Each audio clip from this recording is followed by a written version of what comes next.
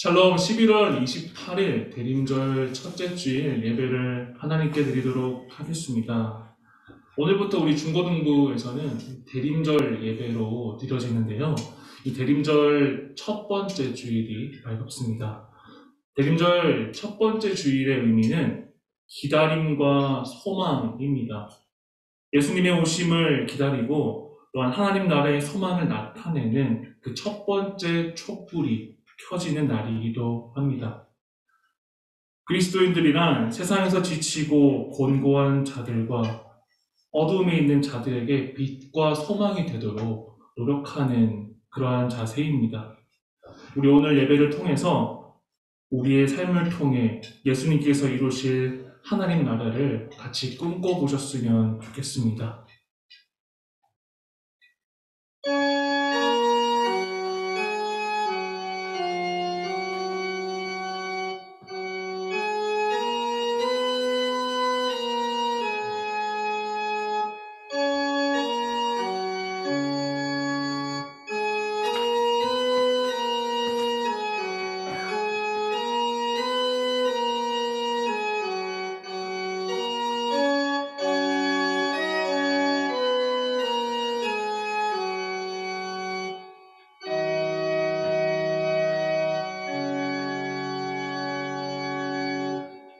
여호와여, 주의 도를 내게 보이시고 주의 길을 내게 가르치소서.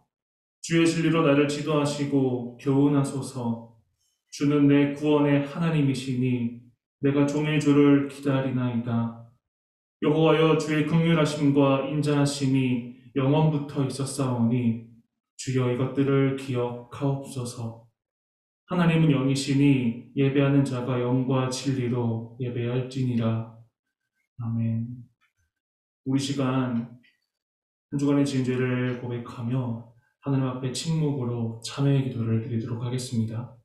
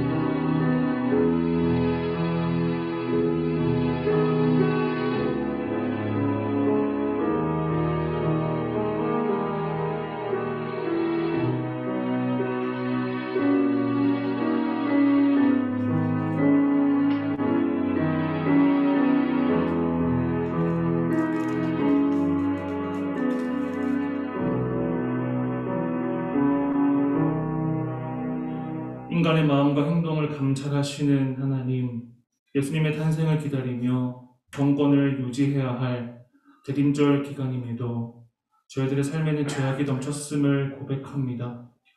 진리의 말씀을 들으며 순종하는 대신에 악인들의 꾀를 따르며 불순종의 길에 서 있었습니다.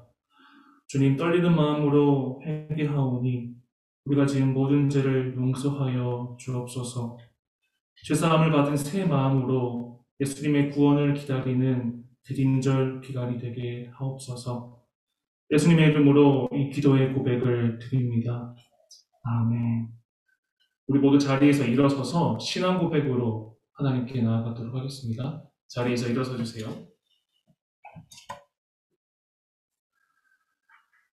나는 전능하신 아버지 하나님, 천지의 창조주를 믿습니다. 나는 그의 유일하신 아들 우리 주 예수 그리스도를 믿습니다. 그는 성령으로 잉태되어 동정녀 마리아에게 전하시고 본디오 빌라도에게 고난을 받아 십자가에 못 박혀 죽으시고 장사된 지 사흘 만에 죽은 자 가운데서 다시 살아나셨으며 하늘에 오르시어 전능하신 아버지 하나님 우편에 앉아 계시다가 거기로부터 살아있는 자와 죽은 자를 심판하러 오십니다. 나는 성령을 믿으며 거룩한 공교회와 성도의 교제와 죄를 용서받는 것과 몸의 부활과 영생을 믿습니다. 아멘. 자리에 앉으셔서 함께 찬양하여 나아가겠습니다. 저희가 대림절 한 달 동안 하나님께 드릴 찬양은 마라나타입니다. 마라나타 뜻은 주님 이곳에 오시옵소서, 주님 오시옵소서 이런 뜻인데요. 저희가 그 주의 임재를 기다리며 함께 찬양하며 나아가겠습니다.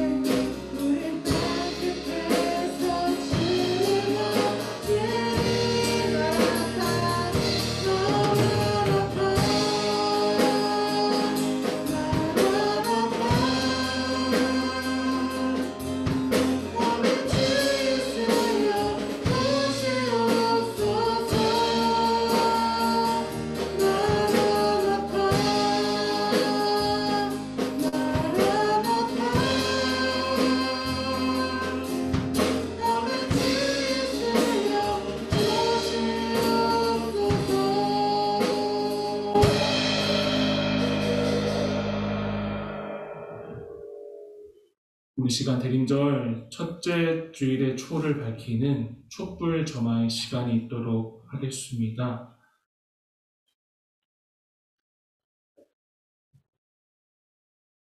오늘의 촛불 점화의 주제 성경 구절은 이사야 60장 2절에서 3절까지의 말씀입니다. 보라, 어둠이 땅을 덮을 것이며 깜깜함이 만민을 가리려니와 오직 여호와께서 내 위에 임하실 것이며 그의 영광이 내 위에 나타나리니 나라들은 내 빛으로 왕들은 비치는 내 광명으로 나아오리라. 아멘. 이 촛불을 기다림과 소망의 상징으로 밝힙니다.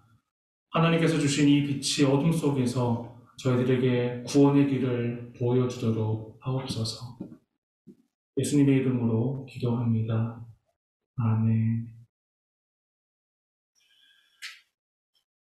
이 시간에는 평화의 인사를 전하는 시간을 갖도록 하겠습니다. 제가 여러분들에게 주님께서 여러분과 함께 하시기를 빕니다 라고 인사를 전할 때 여러분의 앞뒤 좌우에 있는 학생들, 선생님들과 이 평화의 인사를 똑같이 해주시면 좋을 것 같습니다. 주님께서 여러분들과 함께 하시기를 빕니다. 조민교수님과 함께 하시기를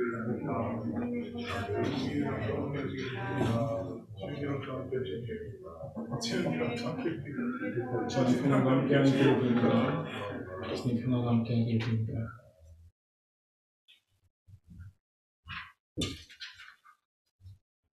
네, 우선 자리에서 일어나서 우리 봉헌하도록 하겠습니다.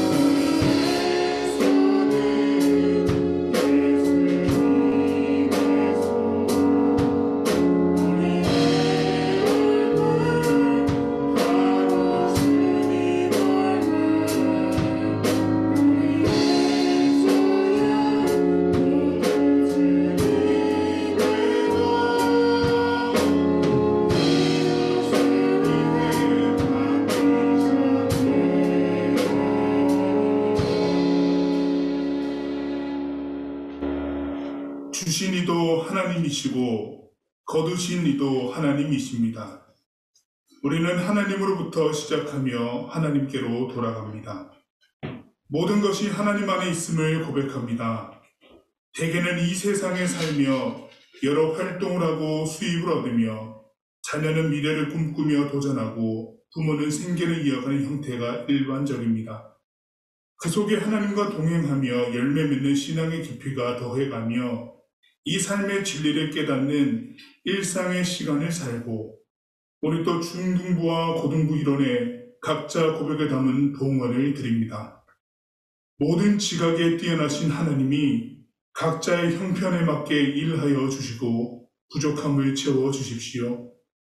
그리고 하나님께 더욱 감사를 드리는 그리스도인이 되도록 우리를 친히 인도해 주십시오.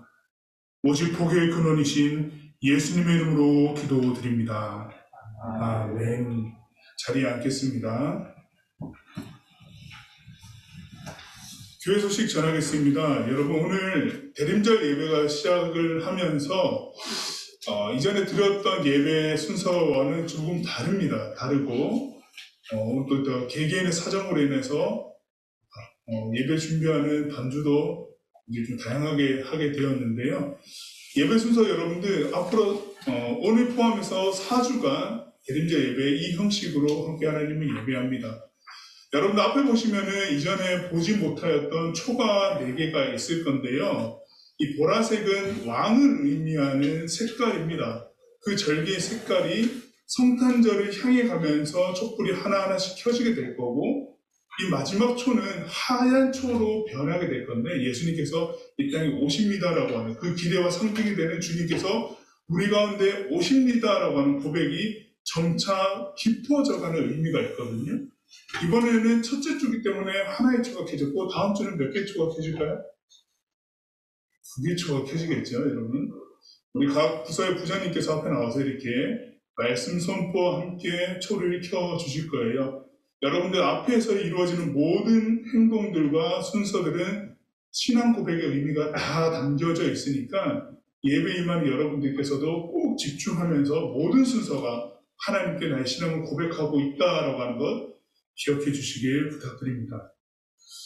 12월 25일은 토요일인데 그날이 성탄절이고요. 교회적으로는 오전 9시와 오전 11시에 성탄절 예배가 두 번 드려지게 되는데요.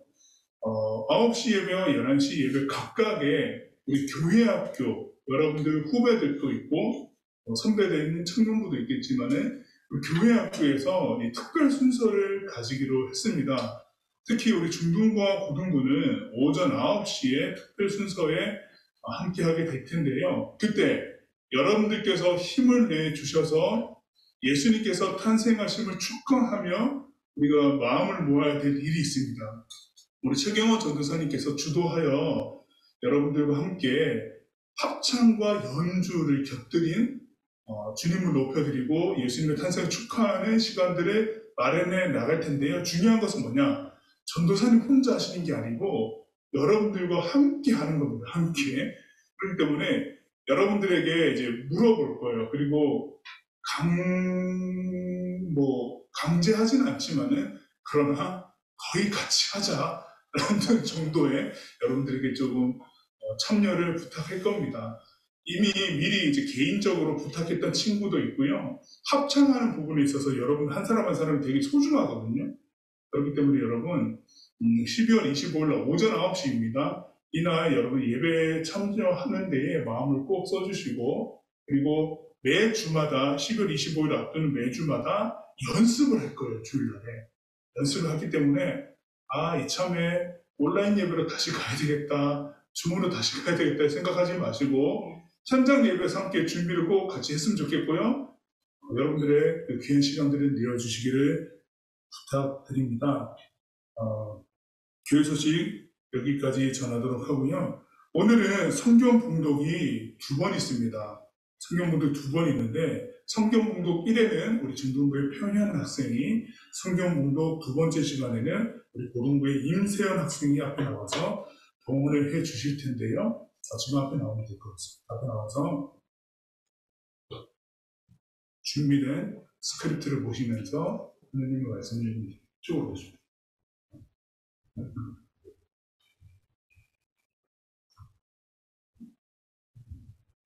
기다림의 첫째 주일 첫 번째 하나님의 말씀은 예레미야 33장 14절에서 16절입니다.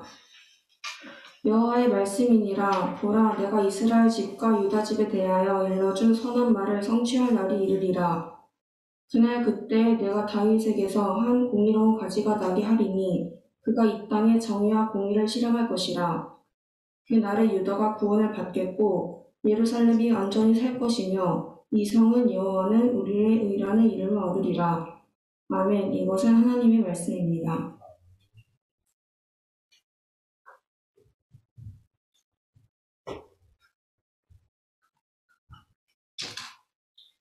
기다림의 첫째 주일 두 번째 하나님의 말씀은 누가복음 21장 25절에서 36절입니다. 1월 성신에는 징조가 있겠고 땅에서는 민족들이 바다와 파도의 성난 소리로 인하여 hun하는 중에 공고하리라. 사람들이 세상에 임할 일을 생각하고 무서워함으로 기절하리니 이는 하늘의 권능들이 흔들리겠습니다. 그때 사람들이 인자가 구름을 타고 능력과 큰 영광으로 오는 것을 보리라. 이런 일이 되기를 시작하거든 일어나 머리를 들라 너희 속령이 가까웠느니라 하시더라. 이에 비유로 이르시되 무화과 나무와 모든 나무를 보라. 싹이 나면 너희가 보고 여름이 가까운 줄을 자연히 아나니 이와 같이 너희가 이런 일이 일어나는 것을 보거든 하나님의 나라가 가까이 온 줄을 알라. 내가 진실로 너희에게 말하노니 이 세대가 지나가기 전에 모든 일이 다 이루어지리라. 천지는 없어지겠으나 내 말은 없어지지 아니하리라. 너희는 스스로 조심하라. 그렇지 않으면 방탕함과 술취함과 생활의 염려로 마음이 둔하여지고 뜻밖의 그날이 덫과 같이 너희에게 임하리라. 이날은 온 지구상에 거하는 모든 사람에게 임하리라.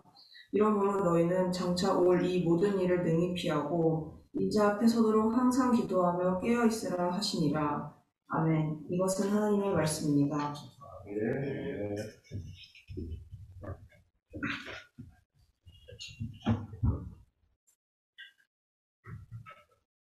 네, 오늘 여러분들과 함께 성경 봉독 두 번째에 있었던 누가복음의 말씀으로 하나님의 말씀을 나눌 겁니다. 앞으로 네 번째 주일 동안 두 번째 성경 봉독이 되어지는 이 복음서의 말씀이 여러분들과 함께 나누는 설교의 말씀이 될 겁니다. 여러분들 그거 참고해 주시고요. 말씀 함께 공부했으면 좋겠습니다. 네, 그리스도인들에게 있어서 줄곧 변하지 않는 한 가지의 상태가 있거든요. 그 한 가지의 상태를 꼽으라고 하면은 단연 기다림이라고 하는 상태입니다. 나는 현재 기다리고 있는 중. 어떤 이야기를 해도 나는 지금 기다리고 있는 중. 무엇을 기다리고 있을까요? 누구를 기다리고 있을까요? 당연히 예수님이십니다. 그래서 여러분들과 함께 이 대림절이라고 하는 이 절기 이름 자체가요, 주님 다시 오실 것이다 라고 하는 뜻을 갖고 있는 이름이거든요. 그래서 오늘 설교 제목도 기다림이라고 하는 설교 제목에 깨어있으라 라고 하는 제목으로 여러분들과 함께 말씀 나누려고 합니다. 이 성경에서 그리고 그리스도인들에게 가장 중요한 상태 중에 하나인 기다림이라고 하는 것, 기다린다라고 하는 것은요, 이 복음서 말씀이나 신약 성경에 그리고 복음서 다음에 바로 오는 사도행전의 기록에 따르면 예수님께서 다시 오시겠다고 약속하셨기 때문에 우리가 기다리는 거거든요. 무턱대고 안 오겠다고 했는데 기다리는 것이 아니라 예수님께서 다시 오시겠다고 하셨기 때문에 우리는 기다리고 있는 겁니다. 사도행전 1장 11절 말씀에 이런 말씀을 하셨어요. 예수님께서 이르되 갈릴리 사람들아 어찌하여 서서 하늘을 쳐다보느냐 너희 가운데서 하늘로 올려주신 이 예수는 하늘로 가심을 본 그대로 오시리라 하였느니라. 아멘. 예수님께서 이제 다시 오시겠다고 말씀하시고 난 다음에 승천, 하늘로 올라가시고 난 뒤에 하늘만 쳐다보고 있는 사람들에게 곁에 있던 천사가 이야기해 준 내용이거든요. 왜 이 하늘만 쳐다보고 있냐? 예수님께서 이렇게 하늘로 가신 것처럼 다시 오실 것이다 라고 하는 내용을 말씀을 해주셨습니다. 특히 이제 사도들과 제자들 같은 경우에는 이 이야기를 직접적으로 그 현장에서 들은 사람들이기 때문에 그들이 처음 이 이야기를 듣고 난 다음 했던 첫 걸음, 첫 행보도 뭐였냐면요, 기다림. 주님 다시 오신다고 하셨으니까 우리 기다리자라고 하는 그 첫 행보를 가졌는데 그 행보를 가진 첫 그 모양새가 어떻게 나타났냐면은 마가라고 하는 사람이 살고 있는 집의 다락방에서 사람들이 모여서 주님 다시 오신다고 하셨으니까 기다려야지 하면서 기도했다라고 하는 겁니다. 모여서 기도했죠. 그러니까 말하자면은 기도하면서 기다리기를 한 겁니다. 누구를요? 주님, 예수님이. 또 다른 한 가지 형태가 좀 있어요. 상태라고 할 수 있는데 오늘 말씀 주제 제목에서도 다 나와 있어요. 기다리기 있었고 다음에 뭐가 있나요? 깨어있으라 라고 하는 거죠. 다음 슬라이드 한번 보여주세요. 어떻게든 졸지 말고 깨어있어. 제가 이 사진 갖고 왔을 때 여러분들 조금이라도 피식 웃을 줄 알았는데 와 이렇게 진지할 수가. 여러분 혹시 깨어있으라고 하니까 굉장히 부담스럽나요? 네.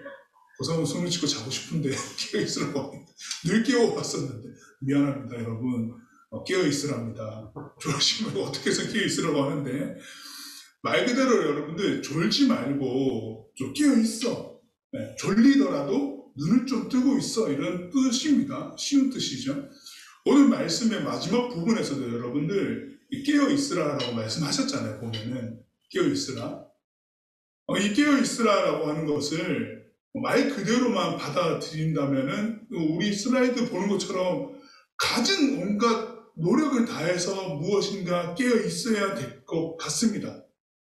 그런데 여러분들과 말씀 나누면서 무작정 깨어있어야 된다라고는 말씀하고 있지는 않으시다라고 하는 것을 좀 설명드릴 건데 이 깨어있으라라고 말씀하셨을 때 예수님 다시 오실 것이니까 깨어있다가 예수님 다시 오시면 맞이하라라고 하는 뜻이 되겠지만은 이런 다시 오실 예수님을 만나야 되니까 그리고 확인해야 되니까 눈으로 직접 목도해야 되니까 주변 잘 살피고 있어야 되니까 어떤 상황이 펼쳐지고 있는지 바라봐야 되니까 자고 있어서는 도저히 알 수가 없으니까 성경 곳곳에서 특히 복음서 곳곳에서도 예수님을 신랑이라고 비유를 해서 신랑이 다시 왔는데 우리를 신부로 또 비유를 하고 있습니다. 신부가 자고 있어서 신랑을 맞이 못한 이야기까지도 나와 있습니다. 그 정도로 졸지 마라 이렇게 말씀하고 있는데 여러분들 우리가 졸지 말고 자지도 말고 주변을 바라보면서 누군가를 기다린다라고 하는 것은요. 그 사람 자체, 오겠다고 했던 그 존재 자체를 기다리는 것과 더불어서 지금 현재 그 대상을 기다리고 있는 내가 지켜내야 될 것이 또 있기 때문에 깨어 있어야 될 필요가 있습니다. 무슨 말이냐? 내가 여러분 저한테 귀중품이 있어요. 만약 귀중품이 있는데 누군가가 내 옆에 와서 무엇인가를 내 귀중품을 가져갈 수도 있잖아요. 나한테 정말 탐나는 것이 있다는 거죠. 그랬을 때 내가 이 탐나는 것을 지키기 위해서 그냥 여기 두지 않을 거예요. 누군가가 와서도 잘 쉽게 못 가져갈 정도로 보안이 철저한 곳에 넣어두던가 아니면 내가 계속해서 지켜볼 수 있는 나의 어떤 영향력이 있는 곳에 두던가 이렇게 할 겁니다. 그렇죠? 그렇기 때문에 무엇인가 지키기 위해서도 사실 우리는 깨어있기도 합니다. 이 깨어있다라고 하는 것은요. 그래서 비단 잠을 자지 않고 육체적으로 내가 수면 상태에 들어가지 않고 이렇게 활동한다라고 하는 이런 의미도 있을 것이고 또 다른 의미로는 정신적으로 내가 눈을 뜨고 있는데 정신적으로 졸고 있을 수도 있거든요. 이걸 뭐라고 얘기하냐면 몸은 여기 왔는데 정신은 딴 데 팔린 거. 예배 드리러 와놓고 마음은 그래 내가 어떤 레벨업을 게임을 하고 있는데 레벨업 해야 되는데 오늘 마치고 친구 만나러 가야 되는데 학원 가서 어떤 숙제를 해야 되는데 숙제를 하면은 한 2문제 정도는 풀 수 있을 것 같은데 이런 것들요. 오늘 여러분 온라인으로 예배 드리는 친구들 지금 예배 잘 드리고 있죠? 틀어놓고 자고 있는 거 아니죠? 화면 꺼놓고 그런 거 아니죠? 이런 것들. 실제로 내가 눈을 뜨고 있다 하더라도 정신은 딴 데가 있거나 하는 것. 이곳에 내가 있으면서 내가 드리고 있는 이 예배에 집중하지 못하는 것도 사실은 졸고 있는 것이라 볼 수 있습니다. 그러니까 영적인 것, 정신적인 부분이다라고 하는 것도 다 포함될 수 있어요. 그러니까 단순히 저기 눈을 부릅뜨고 있으라라고 하는 표현보다는 사실 근원적으로는 내가 주님을 기다리는 데 있어서 내 마음이 언제나 기다리는 상태가 되어야 돼요. 주님 다시 오신다, 예수님 다시 오신다고 했으니까 오늘 또 내일 또 그 언젠가는 알 수는 없지만은 내가 계속해서 주님 다시 오심을 기다리는 마음으로 내가 있어야 되겠다. 어떻게요? 사도들이 처음 보여줬던 기도하면서 기다려야 되겠다라고 하는 것을 변하지 않고 변질되지 않고 꿋꿋이 계속해서 꾸준히 지켜나가는 것. 이게 여러분들 한 가지의 깨어있는 모습이 될 수 있다라고 하는 겁니다. 만약에 이렇게 깨어있으라라고 한다면요, 우리 보세요. 우리 밤이 되면 어떻게 돼요? 자잖아요. 잠을 자면 어떻게 됩니까? 몸이 개운해집니다. 잠은 되게 유익이 많아요. 스트레스도 풀리고요. 잠만 잘 자도 여러분 살 빠진대요. 잠만 잘 자도 신진대사가 좋아져가지고 피로도 풀리면서 살까지도 빠진다고 하죠. 잠은 우리에게 허락된 겁니다. 왜? 육신이 연약하기 때문에. 잠을 안 자면 어렵죠. 그러다 보니까 기네스북에도 오랫동안 잠을 자지 않는 사람의 기록도 있을 정도로 잠을 안 자는 것이 사실은 좀 더 이상한 거긴 하죠. 잠을 자는 것은 우리들에게 자연스러운 현상입니다. 그렇지만 앞서 말씀드린 것처럼 깨어있다라고 하는 것은요, 이런 의미도 있다라고 하는 겁니다. 생각을 우리가 좀 더 깊게 하고 바른 기준에 그리고 판단의 근거를 가지고 좀 결정을 해야 되고 선택을 해야 될 때가 있는데 그때 여러분들 어떻게 하세요? 내가 선택해야 될 그것을 면밀히 관찰하기도 하고 공부하기도 합니다. 시험, 여러분들 오지선다형이죠. 5가지 질문 중에 그 맞는 정답을 고른다고 했을 때에 여러분들 1년의 과정들 한번 생각해 보세요. 여러분, 지문이 있어. 특히 국어 같은 경우 지문이 몇 시학이 있지만, 영어도 뭐 지문이 몇 시학이 있는데, 수학도 뭐 지문이 있긴 있지만 이 정도로는 길진 않죠. 풀다 보면 5가지 중에서 정답을 고르려고 하면 지문을 어떻게 읽어야 돼? 여기 그 화자가, 그 작가가 뭘 얘기하는지를 예의주시해가지고 뭘 얘기하는지 딱 체크하면서 읽어야 되잖아. 여러분들 설마 지문 하나하나씩 다 읽고 풀지는 않죠. 그럼 시간 없잖아. 그래서 공부할 때도 이 문장이 나오면은 핵심을 어떻게 딱딱딱 포인트만 보고 읽어내서 답을 고를까. 이거 연습 많이 하죠. 그게 여러분들 이 지문 문제를 대하는 내가 그 문제에 대해서 깨어있는 겁니다. 정신적으로. 그런데 이런 것들이 전혀 없이 내가 이 문제를 대했을 때 어떻게 풀어내야 할지에 대한 명확한 기준도 없고 노하우도 없고 방법도 없고 이런 모든 것이 여러 가지가 없는 상태에서 임한다고 한다면은 문제를 그렇게 여러 가지 문제를 풀지 않으면 어떻게 될까요? 졸려요. 제 경험으로는 그렇습니다. 이건 뭐지? 뭐 도저히 모르겠다라고 생각되는 문제를 그냥 막 무턱대고 풀면은 풀다 보니 졸리더라. 지문이 너무 길어가지고 무슨 얘기하는 거지? 말투도 못 알아듣겠어. 그러다 보면 졸아요. 모르니까.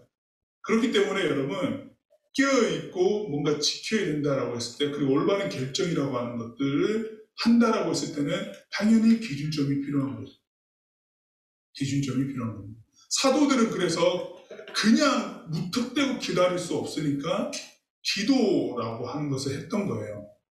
하나님께 구하는 기도. 그리고 예수님께서 언제나 그 사도와 제자들과 함께 있으면서 말씀해 주셨던 그 내용들을 계속 회상하면서 어떻게 오실까? 어떤 말씀을 하셨을까? 우리들에게 어떻게 기다리고 있으라고 하셨을까라고 하는 것을 계속 되뇌는 겁니다. 이게 기준인 거거든요. 그걸 가지고 계속 기도하면서 주님을 기다렸다라고 하는 겁니다. 때때마다 우리가 어떤 선택을 할까, 어떤 결정을 할까 이것도 기도하면서 그 말씀들을 되뇌이면서 이렇게 했다는 거예요. 이게 이들에게는 쉽게 말해 노하우다. 노하우. 그래서 기도하면 기다릴 수밖에 없었다. 그러다 보니까 자연스럽게 어떻게 됩니까? 내가 정신적으로나 영적으로나 깨어있는 상태가 되더라라고 하는 거. 무엇인가 내가 바르게 행동해야 되겠다라고 하는 거. 주님의 말씀 안에서 그런 가치를 결정할 수 있게 되더라라고 하는 거. 이런 깨어있는 모습들을 보여왔더라라고 하는 겁니다. 이게 아니게 되는 순간 영적으로도 잠을 자게 되고 정신적으로도 잠을 자게 되고 그럼 내가 지금 무엇을 하고 있는지도 모르니까 당연히 그 시간들을 지내는 동안에 어떻게 될까요? 육신적으로도 깊은 잠에 빠지게 됩니다. 이렇게 연결되죠. 오늘 말씀, 이걸 전제하고 오늘 말씀 잠깐 보면은요, 예수님이 앞으로 일어날 일을 비유로 말씀을 하시고 있습니다. 역사적으로는요, 로마에 의해서 예루살렘이 멸망할 것을 이 말씀에서 이제 말씀해 주신 거거든요. 예루살렘 성전이 무너집니다. 무너지고, 로마에 의해서 무너지고요. 그리고 그 무너질 때 사람들은 통곡했겠죠. 마치 종말의 때라고 느꼈겠죠. 이런 역사적으로는 가깝게 다가온 것이 로마에 의해서 예루살렘의 성전이 파괴되는 것. 그리고 이스라엘 공동체가 성전 파괴됨과 동시에 그 공동체성이 무너져 가는 것들을 말씀하셨고 또 동시에 어떤 것을 말씀하셨냐? 세상의 종말 때.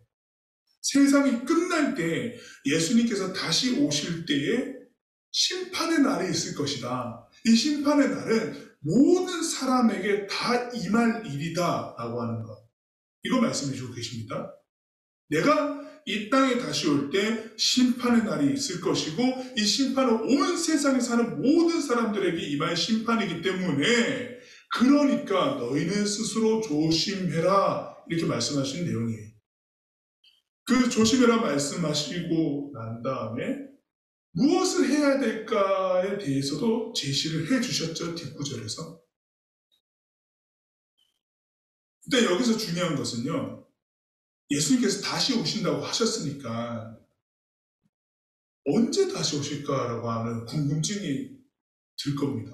도대체 언제 오실까? 누가 여러분들 내가 다시 올게라고 했을 때 시간 약속 없이 다시 올게라고 하고 간다면 어떻게 될까요?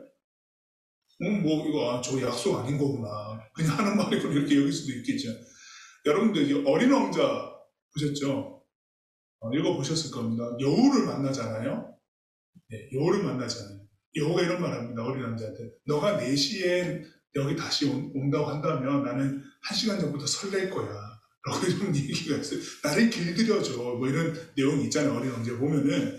그것도 기다림이라고 하는 것이 전제되어 있거든요. 언제 오겠다. 내가 다시 여기 올게. 4시에 만나자라고 얘기한 게 있기 때문에 사실 명확한 시간이 있기 때문에 그 기다림은 나에게 실제가 돼서 설레는 거거든요.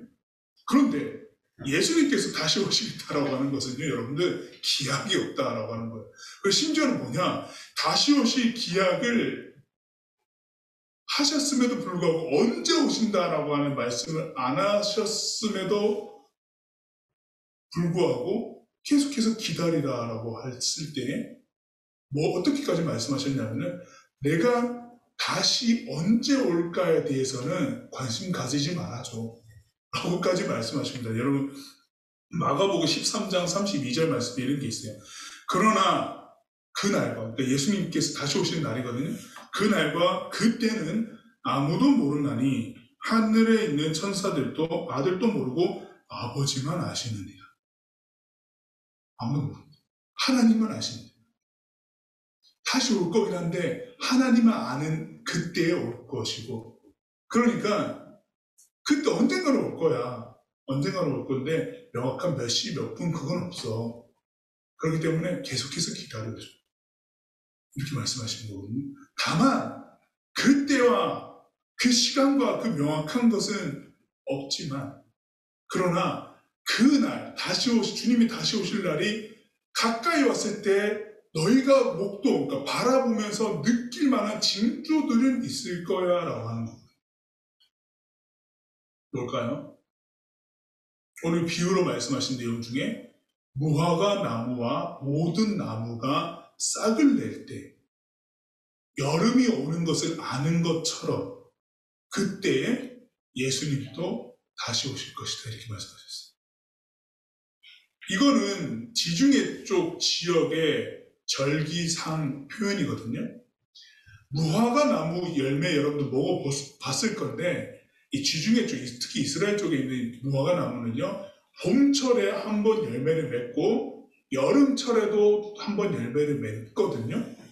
봄철에 열매 맺을 때는 못 먹어요. 맛이 없어요. 딱딱해요. 3, 4월쯤에 맺히는데 그걸 피게라고 하는 이름으로 부릅니다. 피게. 그 무화과 열매는요. 먹을 수가 없고요. 그 열매를 이제 가만히 놔둬요. 먹을 수 없으니까 가만히 놔두고 자동으로 떨어져요. 여름쯤이 될 때요. 다시 잎이 나고 싹이 나면서 맛있는 여름에 맛있는 무화과 열매를 내기 위해서 준비를 합니다. 그러면 진짜 상품적 가치가 있는 무화과가 열리는 거거든요. 그 무화과 열매를 따먹는 거예요. 따먹는 거예요. 그때쯤이 되면은 나무에서 일어나는 현상만 봐도 우리가 여름이 다가온 것을 아는 것처럼 예수님께서 이 땅에 오심도 그것처럼 자연스럽게 알게 될 거야. 우리가 느끼게 될 거야. 라고 이렇게 말씀하시면서 성경 다른 구절에요. 이런 말씀이 하나 있습니다. 디모데후서 3장 1절에서 5절 말씀인데 너는 이것을 알라. 말세에 그러니까 주님 다시 오실 그때 말세에 고통하는 때가 이르러 사람들이 자기를 사랑하며 돈을 사랑하며 자랑하며 교만하며 비방하며 부모를 거역하며 감사하지 아니하며 거룩하지 아니하며 무정하며 원통함을 풀지 아니하며 모함하며 절제하지 못하며 사나우며 선한 것을 좋아하지 아니하며 배신하며 조급하며 자만하며 쾌락을 사랑하기를 하나님 사랑하는 것보다 더하며 경건의 모양은 있으나 경건의 능력을 부인하니 이러한 현상이 즐비하거든 주님 오실 때가 가까이 왔다라고 여겨요. 마치 이게 무화과 나무에 싹이 나는 것처럼 그때 되면 여름이 다가온다라고 하는 것처럼 그렇게 알아라. 그럼 어떻게 될까요? 주님 다시 오실 때가 가까이 오고 있구나라고 하는 것을 느끼게 되면 어떻게 될까요? 당연히 여러분들 우리 믿음의 선조들이 보여줬던 기도하며 기다림, 깨어있음이라고 하는 것을 되새겨야 되겠죠. 더 기도해야 되는 거예요. 여러분 지금 제가 열거한 그 말씀을 읽으면서 나열한 이 내용들 여러분들 지금 현재 많이 보고 있지 않나요? 매스컴을 통해서 갈수록 극악무도한 범죄들이 일어나고 있는 것을 보죠. 가면서 갈수록 사람들이 내 주변에 있는 사람 안 보죠. 그리고 하나님 사랑하는 것, 그리스도인이라고 할지라도 하나님 사랑하는 것 열렬하지 않습니다. 갈수록 그렇습니다. 코로나 때 더 그렇습니다. 이런 상황이 맞이되고 있어요, 우리에게. 그럼 어떻게 될까요? 무화과 나무에 싹이 나면 여름이 오는 것을 아는 것처럼 우리들에게 다 되게 자연스럽게 알려지는 거예요. 이걸 보면서 어떤 느낌이 드나요? 깨어있는 자다라고 하면은 이런 현상들을 목도하고 있고 알고 있고 바라보고 있다라고 하면은 어떻게 될까요? 내가 현재 하나님을 믿는 신앙의 이 깊이를 더해가야 되겠다. 하나님의 말씀 안에서 내가 좀 더 기도하며 깨어있어야 되겠다. 바르게 서 있어야 되겠다라고 하는 다짐을 하게 되는 거거든요. 그런 다짐이 있는 사람이라고 한다면 그 사람은 당연히 깨어있는 사람이겠죠. 그렇지 않은 사람이라 할지라도 이런 현상들을 바라보면서 내가 어떻게 주님 앞에 서 있어야 될까를 고민해야 된다라고 하는 거예요. 이게 매우 중요하다라고 하는 겁니다. 이 매우 중요한 일이 있기 때문에 우리는 매년마다 이 절기를 지키는 거예요. 주님 다시 오시겠다고 하셨죠. 한 해를 시작하고 우리 1월 때부터 12월 때까지 우리는 한 해라고 시작을 하잖아요. 이 기준으로 봤을 때 한 해를 시작하고 한 해를 마무리하는 즈음에 나는 어떻게 살아왔을까? 올 한 해는 나는 하나님 앞에서 어떻게 서 있었을까? 나는 깨어 있었을까? 라고 하는 것을 되짚어 보는 기회이기도 하고 교회력이라고 하는 것, 교회력이라고 하는 것은요 12월부터 내년도 11월까지가 교회력의 1년이거든요. 그렇게 보면은 대림절이라고 하는 것은요 한 해의 시작이에요. 그럼 어떤 말이 될까요? 교회력에 따르면 한 해의 시작을 내가 깨어 있겠습니다라고 하는 것. 원래 우리 신앙의 교회가 세워지고 교회가 늘 기도하면서 기다리고 있는 주님 제가 계속 기다리겠습니다라고 하는 다짐으로 시작하는 날이 되는 거죠. 올 한 해도. 그렇죠? 2022년도 그렇게 되는 거겠죠. 시작과 끝이라고 하는 교회력으로 봤을 때 시작이요. 우리가 보고 있는 태양력이라고 하는 이 달력과 지금 1월 때부터 12월 때까지 기준으로 본 1년의 시간 동안 봤을 때는 연말에 한 해를 마무리하면서 내가 어떻게 되었을까, 내가 깨어 있었을까를 되짚어 볼 수 있는 것들이다라고 하는 거죠. 그래서 우리는 이 시간 대림절 예배를 지키는 겁니다. 여러분 어떠신가요? 예수님이 깨어있으라 말씀하십니다. 스스로 조심하고 술 취함과 방탕함과 생활의 염려로 인하여서 내 마음이 둔해지지 않도록 아주 명확하죠. 내 마음이 둔해지지 않도록 해달라. 그리고 나를 기다려달라. 라고 말씀하십니다. 그 생활의 염려라고 하는 것은 각자 다양할 겁니다. 여러분들 속으로 생각드는 것들이 있을 수도 있을 텐데 그런 것들로 하나님 그리고 예수님을 기다리고 있는 것들을 깜빡하고 까마득하게 잊고 있지 말고 우리는 여전히 그리스도인으로서 다시 오실 주님을 기다리고 있는 중이다라고 하는 것을 기억하십시오. 그리고 매 순간 깨어 있어야지라고 하는 이 생각과 기도함을 통해서 여러분들의 그 신앙의 자리를 지켜가시기를 주님의 이름으로 축복합니다. 모든 순서는 바로 그러한 고백으로 되어져 있습니다. 설교를 여러분들과 함께 마무리하면서 오늘 설교의 마무리는 성탄목 장식까지가 마무리거든요. 이 시간에는 여러분들 이 설교를 기억하시면서 오늘 주님께서 우리들에게 전해주시는 깨어있으라는 이 메시지를 기억하면서 앞에 놓여진 이 성탄목에다가 여기 보라색 통에 방울이 있습니다. 이 방울은 선악과를 상징하는 방울이거든요. 주님, 우리가 죄인입니다 라고 하는 것을 기억하며 우리의 죄를 예수님께서 사하여 주셨습니다. 십자가 못 박혀 돌아가시면서 우리 죄를 용서하셨습니다. 나는 죄인이나 용서받은 사람입니다. 라고 하는 그 고백을 드리게 될 겁니다. 네, 한 사람씩 앞에 나와서요. 자유롭게 나오면 돼요. 가운데로만 나오지 마시고 이렇게 나와서 방울을 짚고 여기에 하시면 됩니다. 제가 도와드릴 테니까 선생님들까지 다 나오셔서요. 이 시간 성탄목 장식을 좀 했으면 좋겠습니다.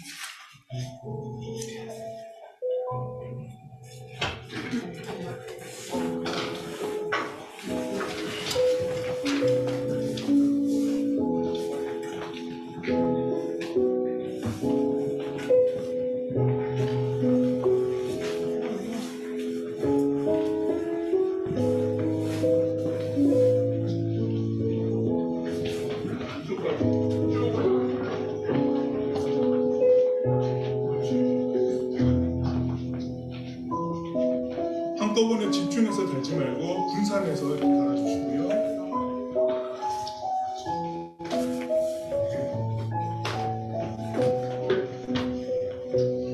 네, 나가실 때 발 밑에 조심해주세요.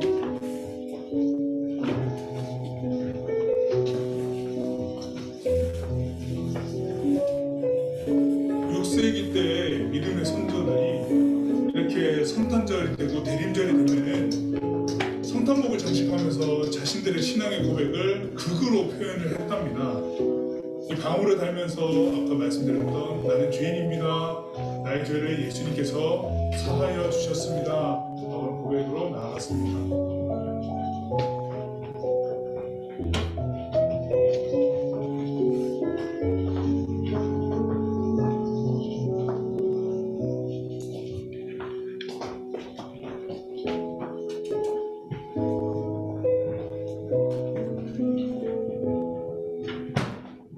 네, 아직 참여 못하는 사람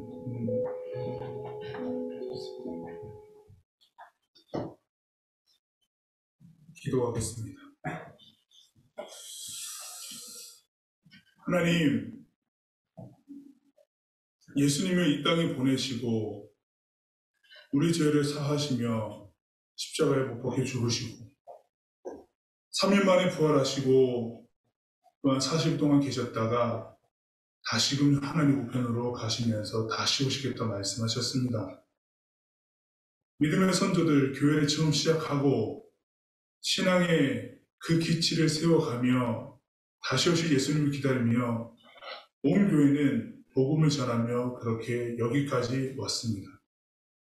2021년의 대림의 기간들 보내면서 첫째 주일은 하나님의 말씀을 나누고 이 기간의 뜻과 그리스도인으로서 우리가 어떻게 서 있어야 됨을 다시 한번 상기하게 됩니다. 그리고 오랜 전통으로 있었던 예수 그리스도 자체를 보여주고 있는 이 말씀에 근거한 성탄목 장식을 통하여 첫째 주에 우리는 죄인이며 우리의 죄를 씻으신 예수님을 기억하는 이 방울 달기 함께 하였습니다. 단순히 이맘때가 되면은 꾸며져 있는 그리고 혹은 꾸미는 성탄목의 한 행사가 아니라 나의 신앙의 고백을 다는 한순간이었음을 고백하며 함께 동참한 우리 친구들, 우리 선생님들의 마음 가운데 그리고 저의 마음 가운데 언제나 깨어있기를 소망하고 주님의 말씀을 기억하며 살아내는 그 일상들이 되어지기를 소망하며 나아갑니다. 우리 산성교회 중고등부 한 사람 한 사람 모든 일상 가운데에 그런 신앙으로 깨어있을 수 있도록 은혜를 더하여 주옵소서. 예수님의 이름으로 기도드립니다. 아멘. 우리 자리에서 일어나서 우리 함께 오늘은 파송의 찬양을 함께 하도록 하겠습니다.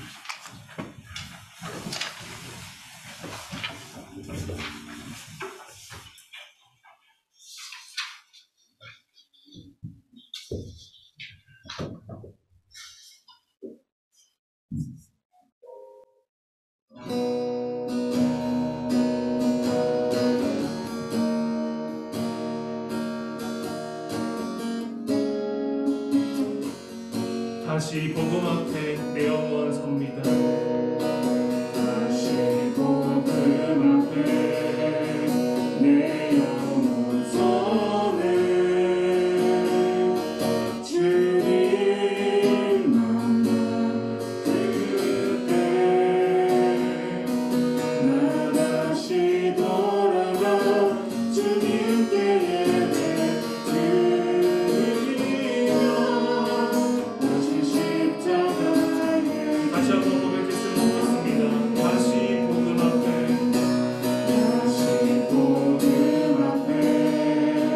내 영혼 손에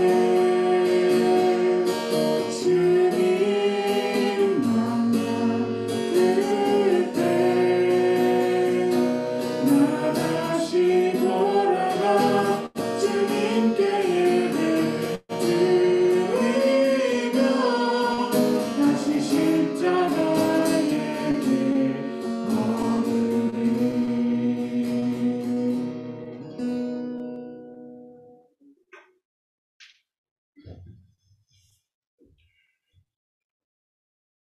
지금은 막힌 담을 허시고 길과 진리 되신 우리 주 예수 그리스도의 은혜와 그 다음 없는 하나님의 사랑과 정의와 공의를 이루시는 성령님의 역사하심이 주님 다시 오심을 기다리며 깨어있기를 소망하는 예배하는 중등부, 고등부 한 사람 한 사람 모든 일상 가운데에 영원까지 함께 하옵시기를 간절히 축원하옵나이다. 아멘.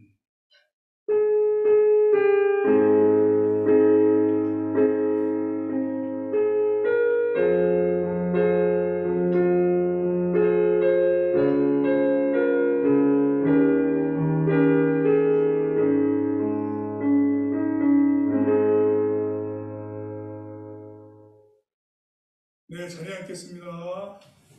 네. 광고 때 말씀드린 것처럼 성탄절 예배, 여러분들 중고등부는 몇 시라고요? 9시입니다. 이거 특별 순서 우리가 함께 준비할 거니까요. 여러분들 함께 할 수 있는 친구들에게 참여 의사를 좀 묻고 가급적이면 함께 해달라고 말씀 좀 드리도록 하겠습니다.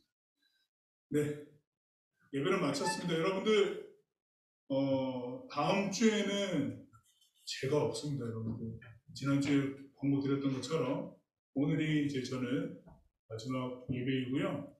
여러분들과 함께 한 3년 동안 이 자리를 좀 지켜왔는데 또 하나님의 또 다른 부르심이 있고 또 제가 발걸음을 옮겨야 될 때가 되어서 나가게 되었습니다. 여러분들께서도 이제 뭐 연말이고 내년 또 준비하면서 보이었던 친구들은 이미 고3이 된 마음가짐으로 되어 있겠지만 네, 중3도 이미 고등학생의 마음가짐으로 되어 있을 것 같긴 한데 한 걸음 한 걸음 다 준비하고 있을 텐데요. 하나님께서 여러분들의 삶을 귀하게 이끌어 가시기를 기도하겠습니다. 그간 여러분들과 함께하면서 즐거웠습니다. 그리고 하나님께 감사했습니다. 앞으로도 여러분들의 삶 가운데 그리고 여러분들 걸음 가운데 주님이 끝까지 함께해 주시기를 기도하겠습니다. 여러분 고맙습니다. 네, 저희 축복성 같이 하나 부르고 하겠습니다.